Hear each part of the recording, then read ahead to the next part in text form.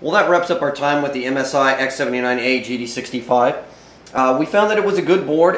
We had some good performance. There were some, as with any motherboard, there's going to be some good and some bad. One of the things we did find is that you are going to get about, above average gaming performance on it, depending upon, again, the GPU that you're using. With our 5870, we saw that it came into play just a little bit above the average for the other products that we had. The lower end of the X79, but still more than playable.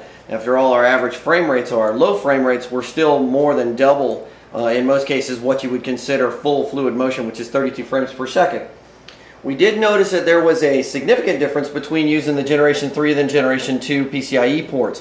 When we ran the same video card, that's our Asus 5870 version 2 Stalker Edition, when we ran it in the Generation 2 slot, we saw about 1,000 point difference. It was actually 1,000 points slower than when we used the Generation 3 slot, and this was with Generation 3 disabled in the BIOS.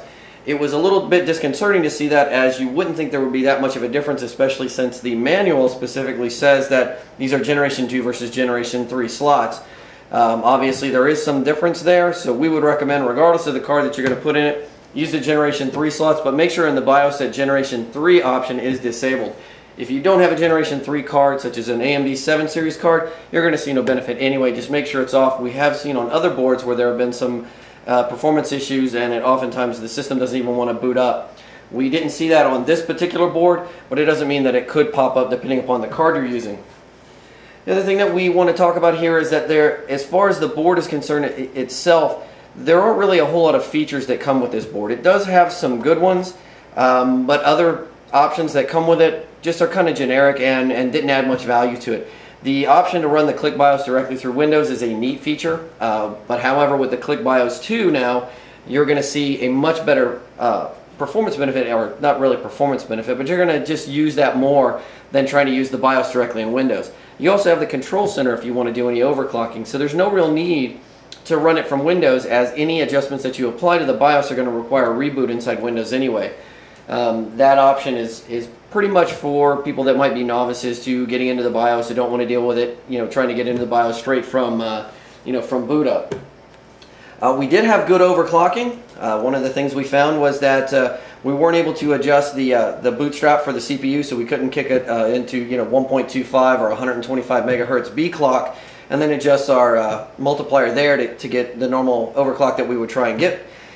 We also found that we couldn't go directly to 4.7 gigahertz like we were able to on the Asus board.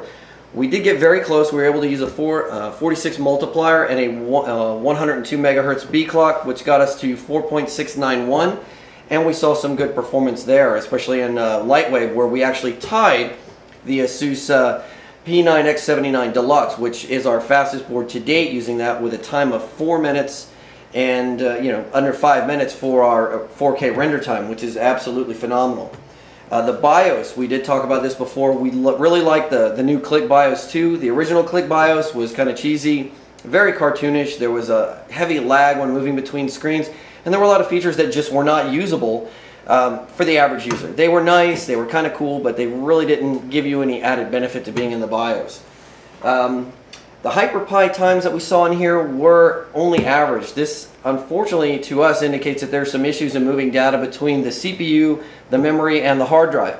And this is even with us using new generation SATA 3 SSDs on a SATA 3 controller.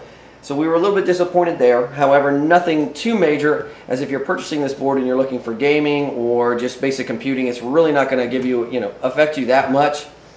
However, on the opposite side of that, we did see a lower than expected score in PC Mark 7.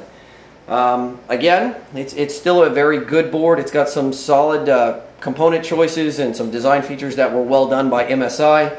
But overall, we would say the board is sort of average in its performance level. There's some good things about it, but there were, most of our performance results, we're still going to put it inside the top 4 or top 5.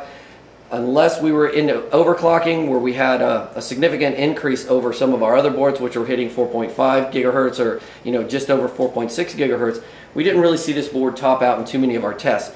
Even the SATA 2 controller, when we put one of our new Kingston HyperX SSDs on there, was still slower than what we saw with our older SSDs on some of the other boards, such as the P9 X79 Deluxe and also Gigabyte's motherboard, both of the Gigabyte motherboards that we had in the shop. So again, that wraps it up for the MSI X79A-GD65. It's a good board. It's got a good price on it. However, just be aware that there are going to be some things it's not going to do for you. I wouldn't recommend this necessarily for any kind of workstation performance. It is going to do well for gaming, and other than that, we really have no complaints for it.